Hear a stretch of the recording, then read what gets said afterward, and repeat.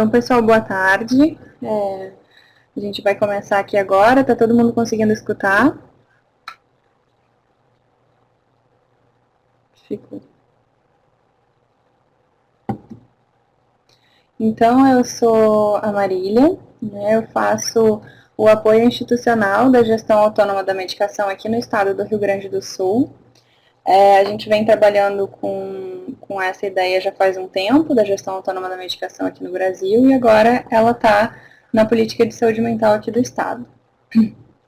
Eu gosto muito de uma frase que compõe o Guia da Gestão Autônoma da Medicação, que diz: eu sou uma pessoa, não uma doença, e é por isso que ela sempre está na abertura das apresentações. Daqui a pouco eu vou falar mais um pouquinho sobre ela. Então, eu faço apoio da GAM, a gente chama a Gestão Autônoma da Medicação de GAM, é um nome carinhoso, um apelido carinhoso, e eu faço parte de um grupo de pesquisa que desenvolveu esse material e também faço parte da equipe que está fazendo a implantação desse material aqui no estado do Rio Grande do Sul. Então, falar um pouquinho do contexto da GAM, né, como é que a gente começa a pensar essa ferramenta. No contexto da reforma psiquiátrica aqui no Brasil, né, a gente tem uma mudança de modelo acontecendo ainda, né, a saída dos usuários dos hospitais psiquiátricos, a implantação dos CAPs pelo Brasil.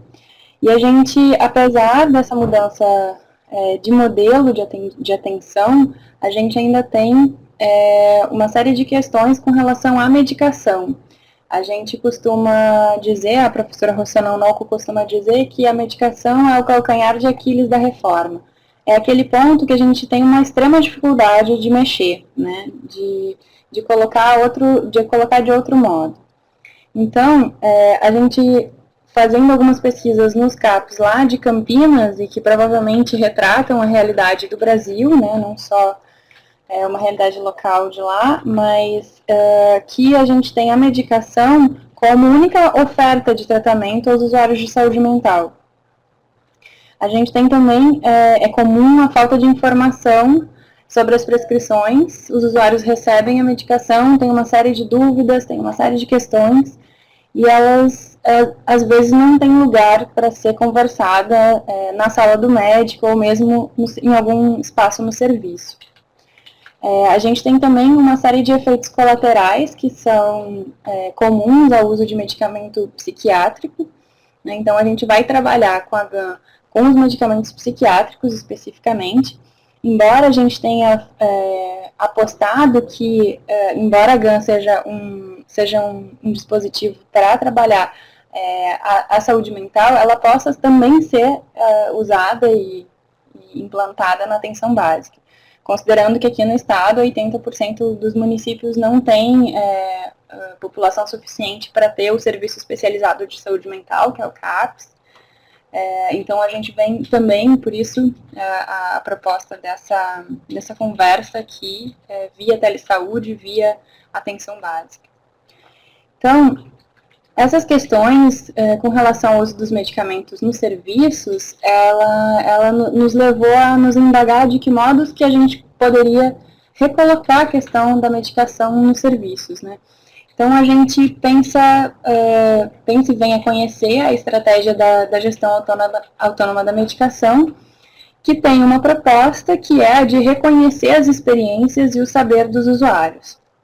A gente entende a GAM como um processo de aprendizado respeitoso sobre o tratamento medicamentoso. E a gente considera duas coisas, que a GAM é uma estratégia, no sentido de que ela tem uma metodologia, ela tem um jeito de fazer, que nós vamos conversar sobre ele daqui a pouco, mas ela também tem uma ferramenta, que é o Guia da Gestão Autônoma da Medicação, que é um material que originalmente nasceu no Quebec, no Canadá, e aqui vocês têm a capinha dele de como é o guia canadense e como ficou o nosso guia GAM brasileiro. E a gente vem a conhecer essa proposta da gestão autônoma da medicação lá no Quebec, que tem todo um trabalho feito por usuários de saúde, pelas redes de saúde alternativas no Canadá, eles chamam de redes de saúde alternativa, e todo um movimento de militância contra o uso da medicação, querendo recolocar também o problema de falta de informação, o problema do que fazer com os efeitos colaterais, né, de onde é que vai parar a experiência de quem toma o medicamento.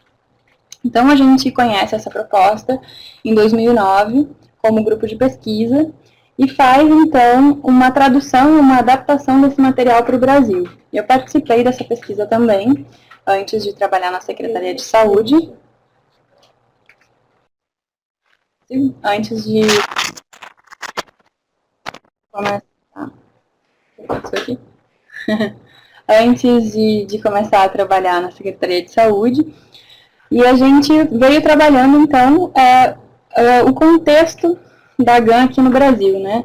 Por dentro do serviço de saúde, pensando no CAPS como esse lugar onde a gente poderia trabalhar, primeiramente, a questão da medicação.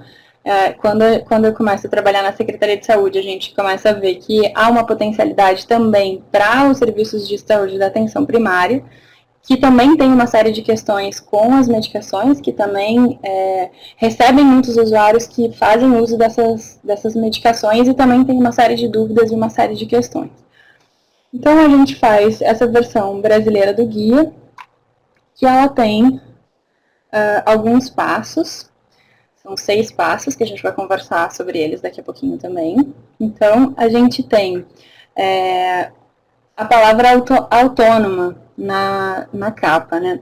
Quando a gente fala em autonomia na GAN, a gente não está se referindo à capacidade individual de uma pessoa de lidar, nesse caso, com a própria medicação. Mas a gente está querendo pensar na autonomia como rede, como redes de dependência, como diz o Tikanori, né? Quanto mais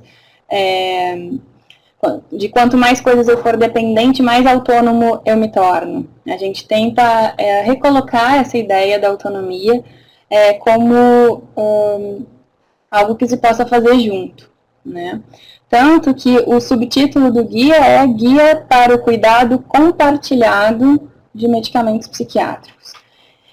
Então, a proposta é essa, que a gente possa pegar esse guia, sentar com os usuários, em grupo, e poder conversar sobre as experiências que eles têm com o uso da medicação. Porque a gente vai descobrir ao longo dessa pesquisa e nesse caminho que os usuários têm uma experiência corporal com o uso do medicamento. Eles sabem o que acontece no corpo deles quando eles fazem uso do medicamento e a gente às vezes não leva em consideração. Quando o usuário diz, eu tomo aquele azulzinho, aquele redondinho, aquele amarelinho, a gente imediatamente supõe que o usuário não sabe o que ele está tomando. Mas se a gente puder conversar um pouquinho mais com ele, a gente vai descobrir que ele sabe qual que é o efeito que aquele amarelinho tem no corpo, ele sabe identificar qual que é o efeito de cada medicação, mesmo que ele não saiba o nome, mesmo que ele não saiba direito para que é, ele tem uma experiência com ela. E a proposta da GAN é a gente fazer o encontro das experiências dos usuários e das experiências dos trabalhadores, que cuidam desses usuários, né, que conhecem, que aprenderam, que estudaram uma série de coisas. E a proposta é que a gente possa colocar esses saberes um ao lado do outro, sem dar mais importância a um ou a outro, mas tentando fazer com que eles possam conversar. Então, quando a gente chega no momento de fechar a versão final do guia, e é importante dizer que a gente fez isso com os usuários de saúde mental e com os trabalhadores de saúde mental de 3 regiões aqui no Brasil, em São Paulo, em Campinas, no Rio de Janeiro e aqui no Rio Grande do Sul.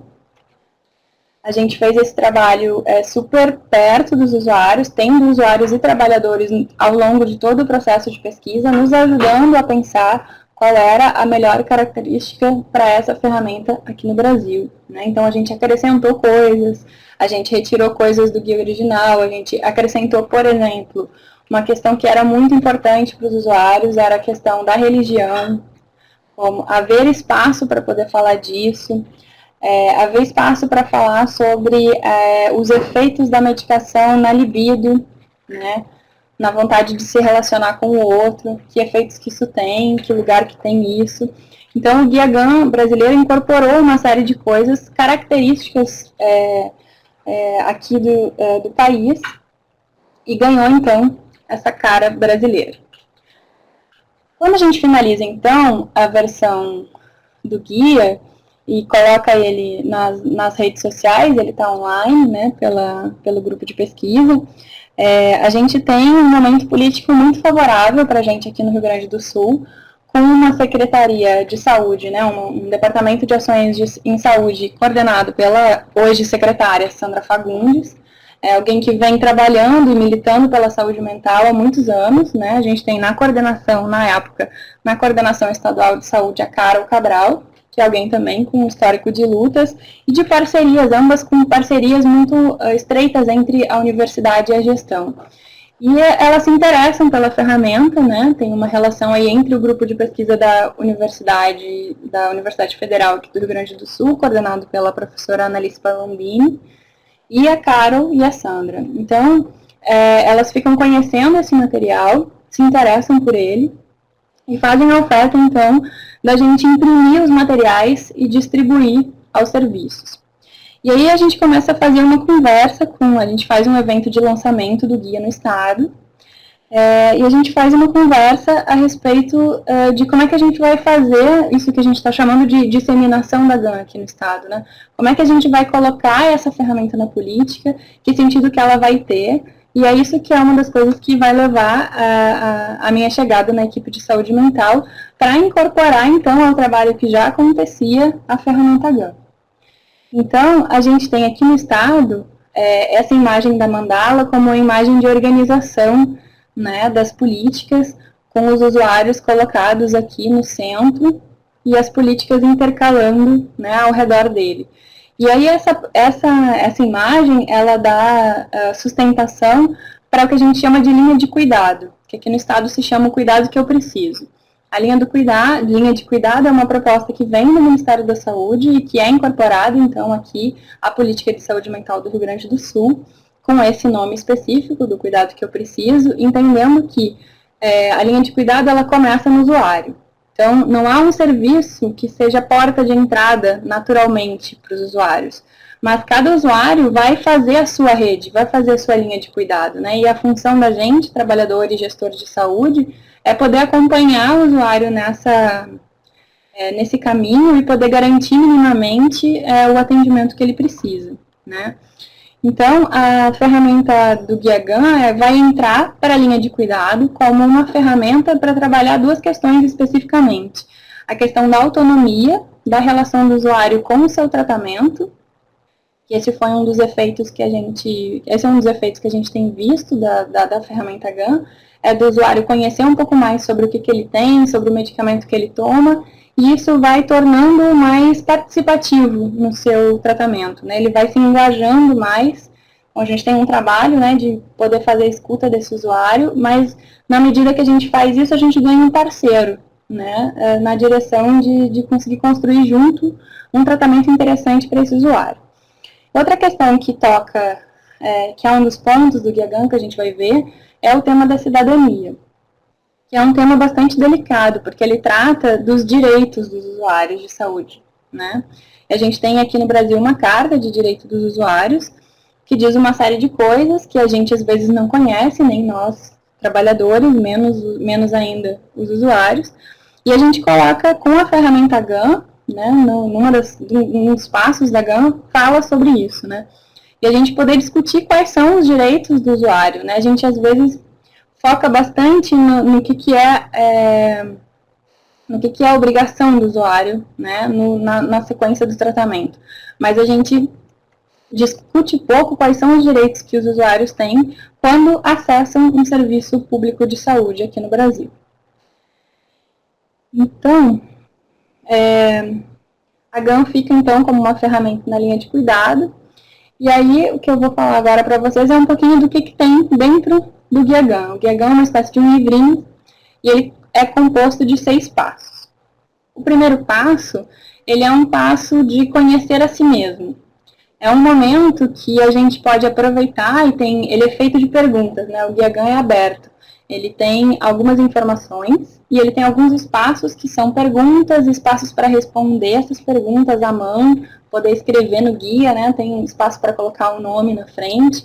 A ideia é que a gente sente em pequenos grupos com os usuários e possa conversar, fazer a leitura junto e conversar sobre o que está escrito, sobre essas perguntas que são feitas. Então, o primeiro passo, ele é cheio de perguntas sobre conhecer a si mesmo, né? A gente tem umas perguntas de como é que eu me apresento, como é que as pessoas me apresentam, e esse passo, ele ajuda a constituição do grupo, né? Ele é um passo que tem algumas perguntas-chave para quando um grupo está começando e a gente está se conhecendo. Nesse primeiro passo, já tem essa frase, que é uma frase que a gente herda, então, do guia canadense, que diz, eu sou uma pessoa, não uma doença. Esse é um passo interessante, e essa é uma frase interessante, é uma frase muito cara a todos os usuários que já passaram por grupos GAN, que é a gente poder se identificar com outra coisa que não seja o diagnóstico de saúde mental.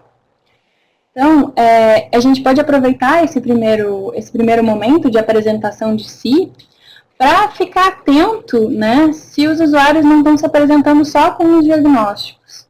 Se eles, por acaso, estão muito conectados exclusivamente com as questões da saúde mental, né? E a gente vai poder perguntar, né, o que mais, além de ter um distúrbio bipolar, além de ter um diagnóstico de depressão, além de tomar medicamento psiquiátrico, que outras coisas que eu sou, né? Que outras coisas que me compõem. Esse é um trabalho legal para o trabalhador também fazer, né? O que mais que eu sou além da psicóloga do serviço, o que mais que eu sou além da enfermeira do serviço, além da assistente social, que coisas que estão na minha vida que eu gosto de fazer, que músicas eu gosto de ouvir e que outras coisas que compõem a minha vida, né? Então, esse é um primeiro passo de conhecer um pouco a si mesmo e ao grupo. O passo 2, ele tem essa dimensão de observação de si mesmo. Então, é um passo que a gente vai conversar sobre o dia a dia, né? Como é que é o meu dia, o que eu faço quando eu acordo, em que momento do dia que as coisas da minha doença, da minha saúde mental, estão colocadas. Então, nesse segundo passo, algumas coisas interessantes que a gente ouvia nos grupos, era, por exemplo, descobrir que a primeira coisa que o usuário faz de manhã é tomar o remédio, antes de tomar o café da manhã. E aí a gente pode ir trabalhando isso, né? Uma série de efeitos que isso pode causar, uma série de problemas gastrointestinais que podem acontecer em função de você jogar um medicamento pesado primeiro, né, antes de comer, com o estômago vazio. Então, na medida que a gente vai fazendo as perguntas e vai abrindo, vai aguardando que os usuários consigam conversar, eles vão contando isso, né, e vão trocando, às vezes, receitas entre eles, né, do que fazer, o que é melhor fazer, o que funciona melhor para mim, e vão conseguindo também trocar com essa experiência e ganhar um pouco de autonomia, conseguir pensar um pouco, né, não só observar a si mesmo, mas pensar e mudar algumas coisas. Então, é um passo que a gente discute. A rede de apoio, começa a fazer uma conversa sobre a rede de apoio, que aí pensando, né, quem é que está perto de mim, quem é que eu gosto, com quem que eu consigo entrar em contato, quem da saúde me ajuda, quem da minha cidade me ajuda, que outras coisas, né, que outros elementos que a gente pode pensar para a rede de apoio que não só os serviços de saúde.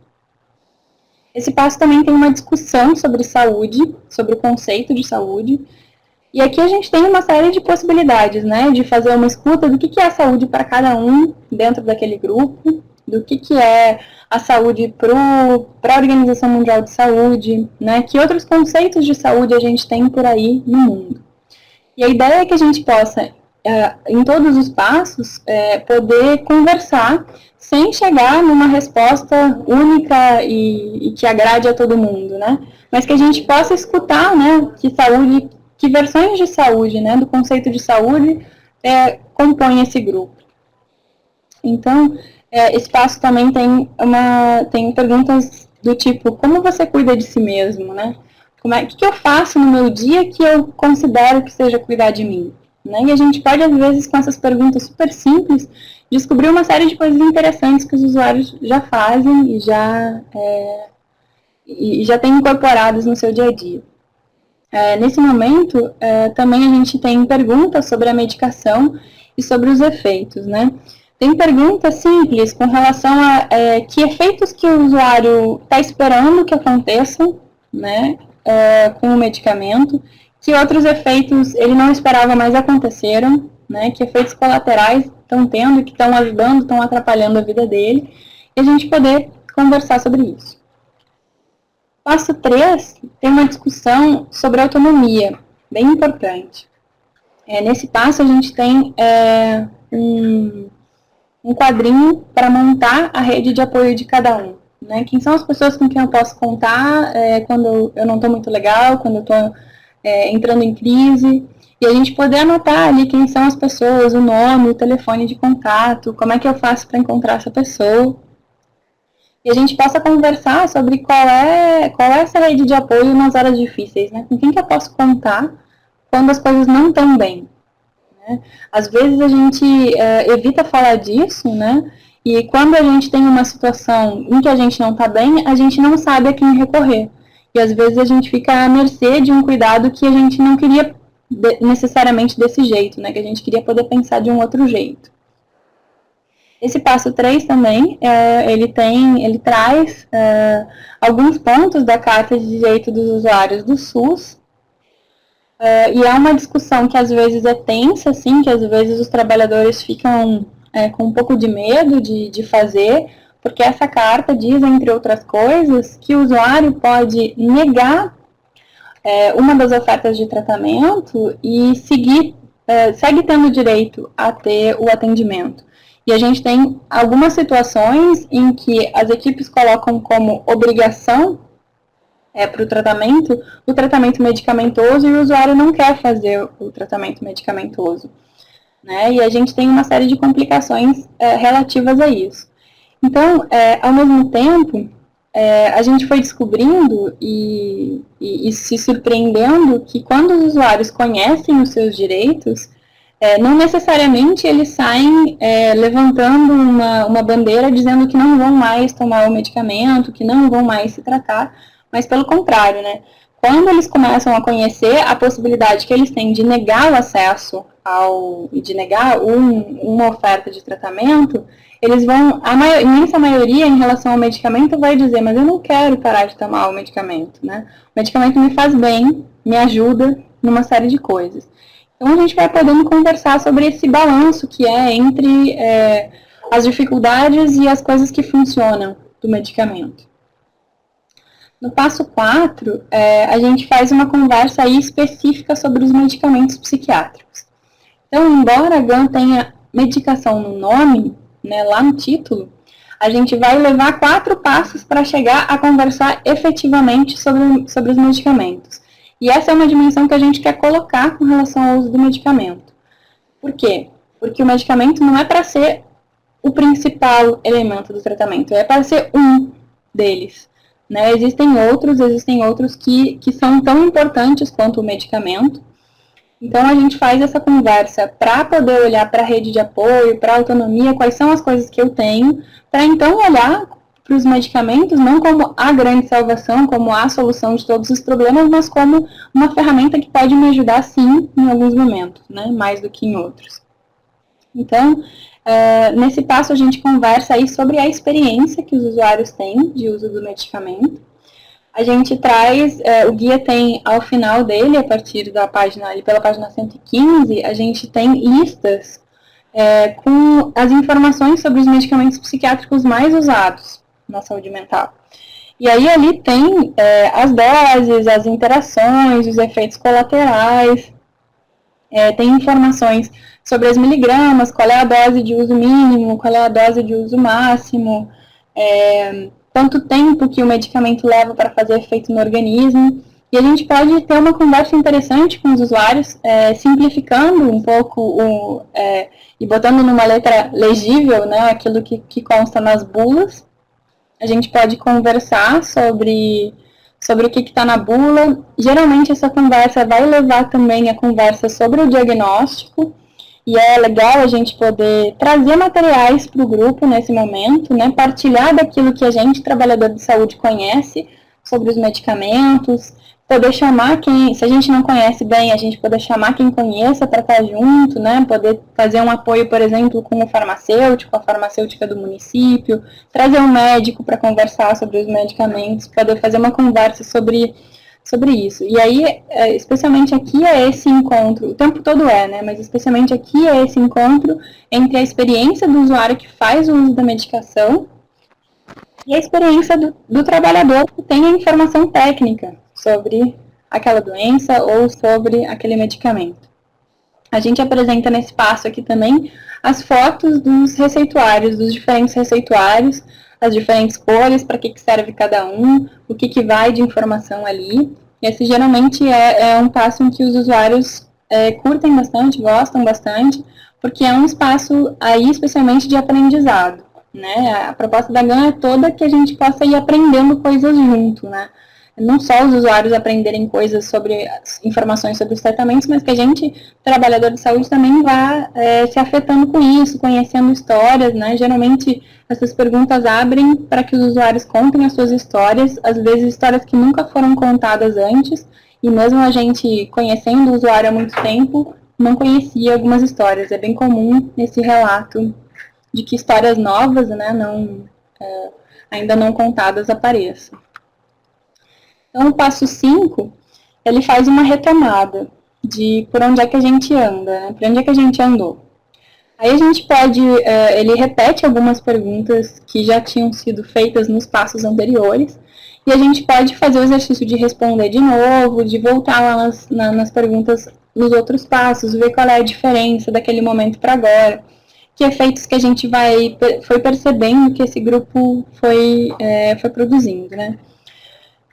O passo 6, ele é um passo de planejamento. Então, tem uma mudança no jeito como as coisas são perguntadas até o passo 5 e no passo 6. Até o passo 5, as perguntas são feitas diretamente a uma pessoa. O que você sente? Que efeitos colaterais você percebe? Qual é a sua rede de apoio? E o passo 6 é um passo que faz uma virada, no sentido de que ele fala com um coletivo, né? Essa pergunta não está mais direcionada a uma pessoa, mas a um grupo. Então, as perguntas dizem, né, o que temos feito, o que ainda nós podemos fazer, e a ideia é que a gente possa efetivamente ir construindo um coletivo ao longo da leitura desse material. O que não quer dizer que outros momentos, muito antes desse, podem acontecer lá no início, já façam essa conexão dessas pessoas reunidas ali como um grupo, né? A gente não entende que a gente vai trabalhar num crescendo e no último passo a gente vai ser um grupo. Não, a gente pode ter grupo o tempo todo. Uma série de coisas vão acontecendo ali ao longo do grupo que a gente vai podendo perceber isso.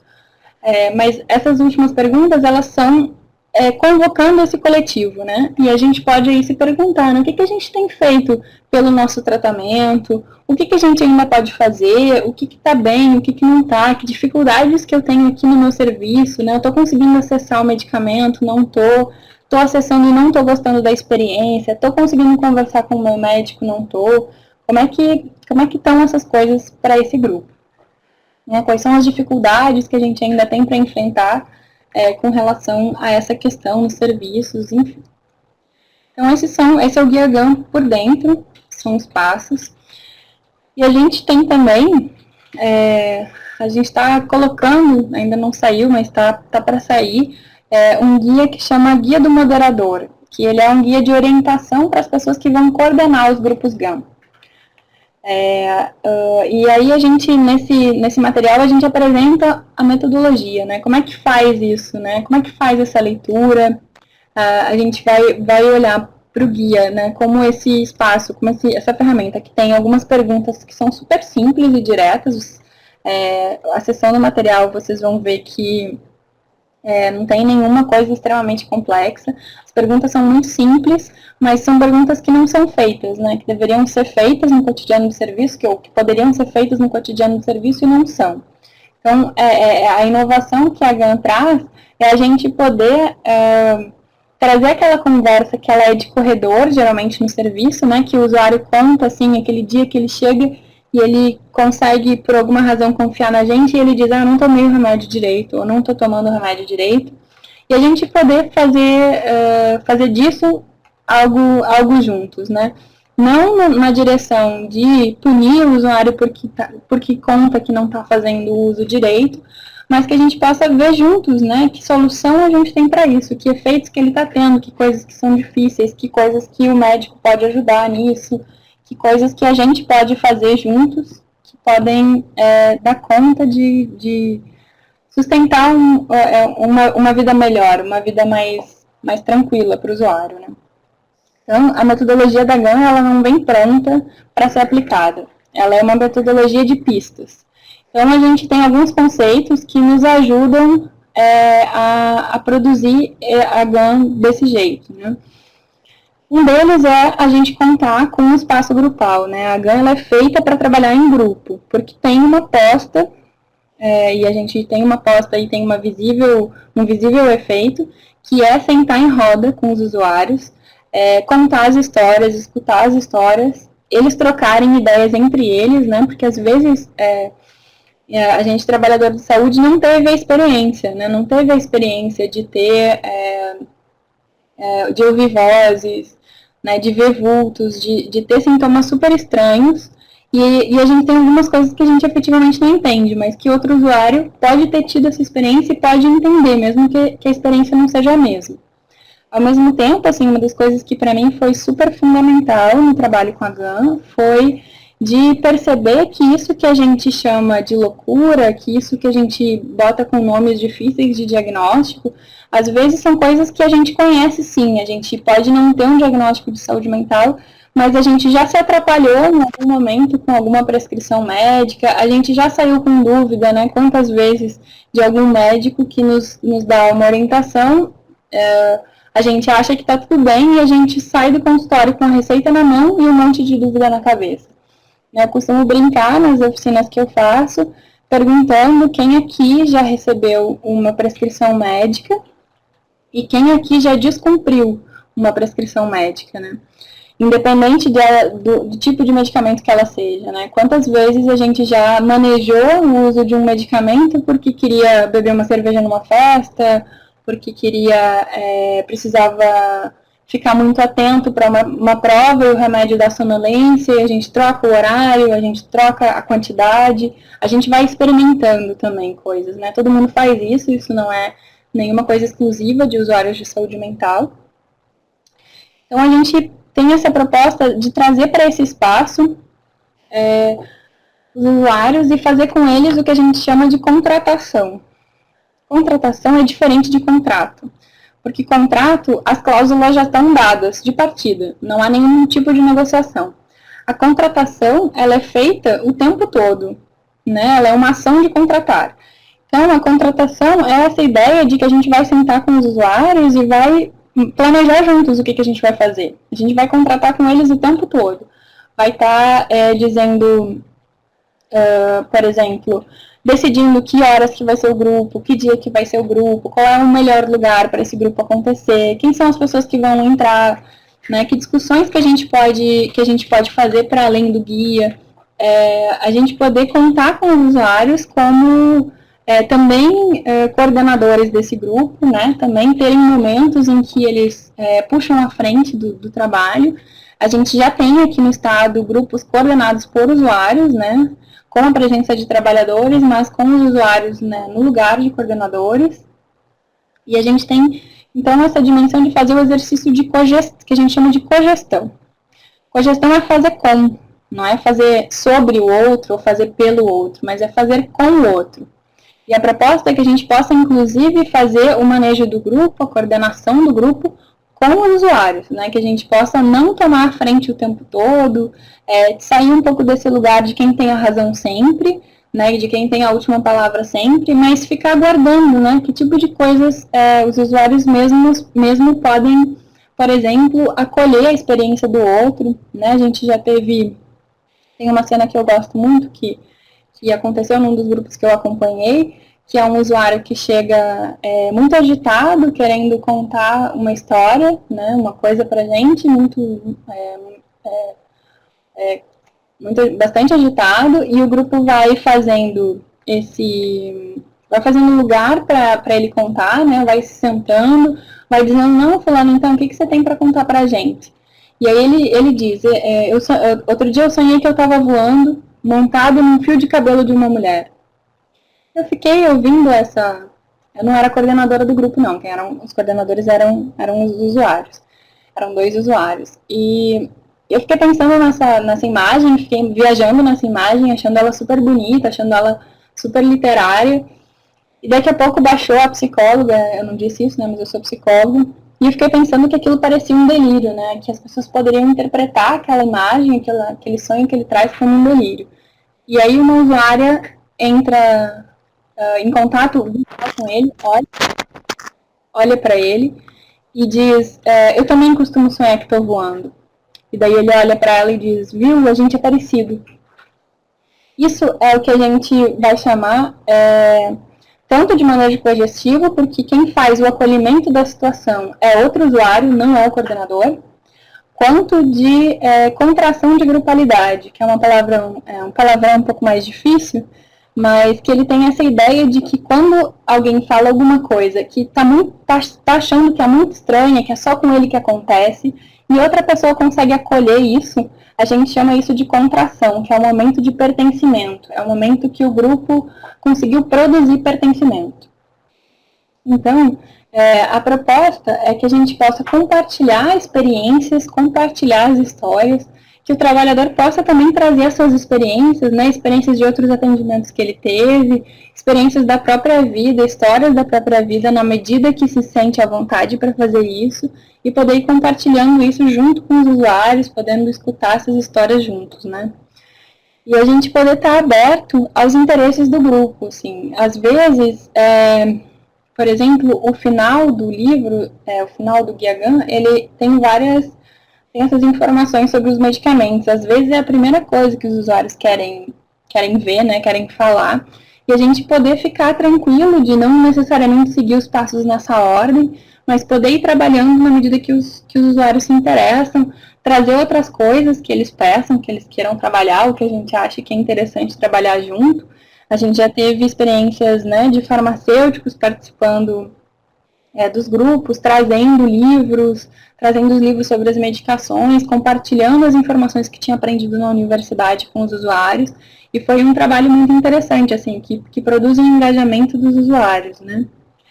Então, a gente pode também sempre ficar atento que todos esses momentos que a gente viaja para fora do guia, assim, vai discutir uma coisa que não está escrito no guia, se a gente olhar bem, a gente consegue conectar, geralmente consegue conectar essa questão com algum dos passos, ou com alguma coisa que a gente estava falando ali na hora, ou com algum passo pelo qual a gente já passou.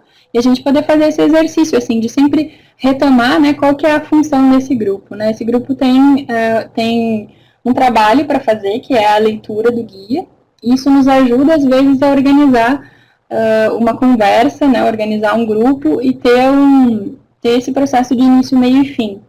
Né? Chegar ao último passo do Guia GAN, ele é muito interessante porque ele exige que a gente repense o que a gente vai fazer depois. Né? E a gente poder pensar nisso juntos. Então, a gente tem uma série de desdobramentos possíveis aí. Alguns grupos se tornaram outras coisas, alguns grupos GAN se tornaram grupos de história, alguns grupos se diluíram em outras atividades, alguns grupos se tornaram o grupo de medicação do serviço, uma série de coisas, né? Alguns grupos, alguns usuários que participaram do primeiro grupo, no segundo grupo coordenaram o grupo. Então, a gente tem uma série de desdobramentos e coisas aí imprevisíveis que podem acontecer. Então, ali a contração de grupalidade eu já conversei antes. E o último tema, para a gente fechar, é a questão da autonomia, é entender que esse processo de aprender junto, ele é produtor de autonomia, né? Ele é aquilo que a gente vai construindo ali, E aquele espaço que a gente vai construindo ali, ele serve para o usuário experimentar momentos de autonomia com o grupo e que vão gerar depois momentos de autonomia individual, que vão ser momentos que ele vai conseguir chegar com o guia GAN para conversar com o médico, questionar uma prescrição, conseguir negociar o que é mais interessante para ele naquele momento, né? Negociar com relação ao trabalho. Bom, esse remédio me faz ter sono, eu não posso ter sono de manhã, eu tenho como mexer nisso. Porque às vezes a gente coloca de partida como o médico não quer conversar sobre isso, o médico não consegue conversar sobre isso, e às vezes é porque a gente está tão atrapalhado com a situação que a gente não consegue negociar com o médico, né? Então, basicamente é isso. Vamos abrir para a gente conversar. Eu fico aberta para perguntas, então eu deixo essa última lâmina aqui com o contato, com o meu contato e com o contato da Secretaria Estadual de Saúde. A gente tem esse material, o Guia GAN, ele está impresso, e vocês podem solicitar o apoio para a coordenação de saúde mental. A coordenação de atenção básica também está junto com a gente nisso. Então, vocês podem acessar nesse telefone, 3288-5909, e no e-mail. A gente tem um material impresso lá. Ele pode, para os municípios do interior, a gente tem como organizar para o envio, né? Pode mandar a coordenadoria, via coordenadoria regional, a gente consegue fazer a entrega do material. E eu fico então aberta aqui no chat para conversar com vocês. Obrigada.